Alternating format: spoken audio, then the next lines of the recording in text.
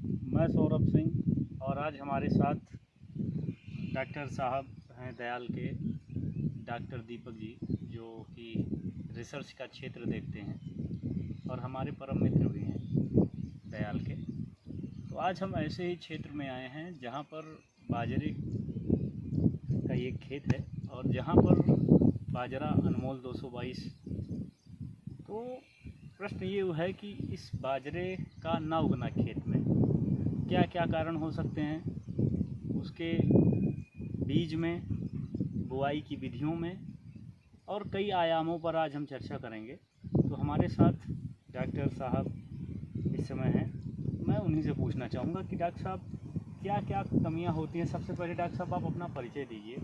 मेरा नाम दीपक है और मैं दयाल में रिसर्च में काम करता हूँ जी। और जैसे आपने ये खेत देख रहे हैं, उसको अगर देखे बराबर से तो इसमें खेत की समतल ना होना अच्छा। मेन कारण चाहिए।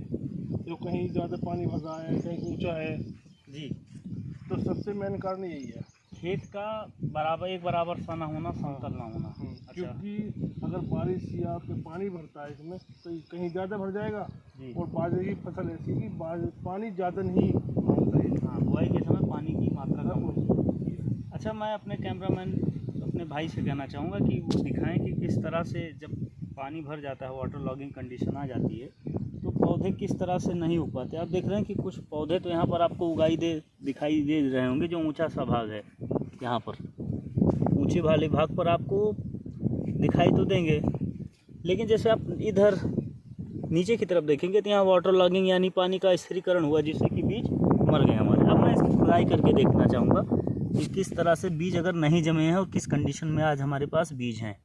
तो मैं दिखाना चाहूँगा कि देखिए इस तरह से ये खेत लगभग 8 दिन हो गए हैं इसकी बुआई को लेके, जैसा कि किसान बता रहा है हमारा। तो 8 दिन में ये पौधा जर्मिनेशन इस कंडीशन पे आया है।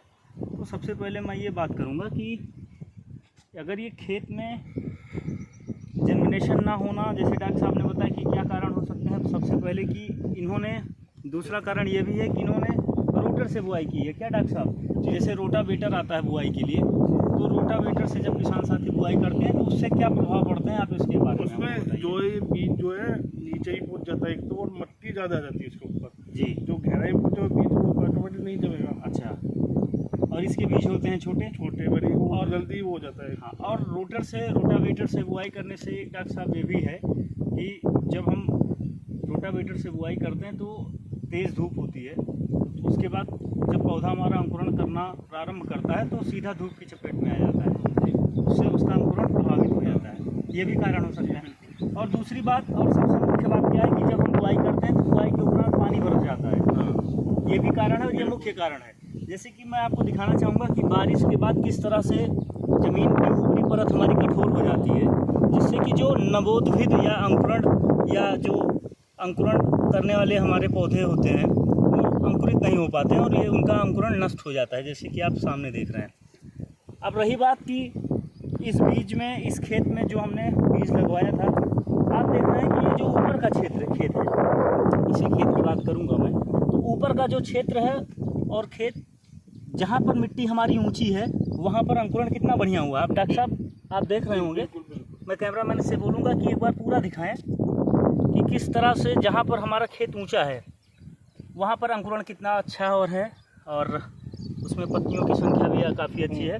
और ठीक हम अगर सामने की बात करेंगे तो आप देख रहे हैं कि इसमें अंकुरण नहीं है। और इस मेड़ की अगर हम बात करें, आप यहाँ देखेंगे कि मेड़ पे जो ऊंची भूमि हमारी, इस पे बढ़िया अंकुरण है कि नहीं डॉक्टर साहब। लेकिन फिर यही हम नीचे आएंगे तो अंकुरण यह हमारा समाप्त हो जाता है। वैसे अंकुरण यहाँ पे धीरे धीरे प्रारंभ है अभी, लेकिन कुछ अंकुरण की यहाँ पर समस्या है। तो बहुत बहुत धन्यवाद डॉक्टर साहब। आप कुछ कहना चाहेंगे किसान साथी को आप इस विशेष के? यही कहना था कि अपना खेत की जो उसको समता बनाए रखे और नमी की होनी चाहिए। ये नहीं कि सूखे में बोतोगे तो जर्मिनेशन नहीं आएगा जी। नमी भी चाहिए और ज़्यादा नमी भी नहीं होनी चाहिए कि बीज गल जाए इसमें। जी, तो बहुत बहुत धन्यवाद। आप हमारे साथ अपने अनुभव साझा किए, आपका फिर से धन्यवाद साथी।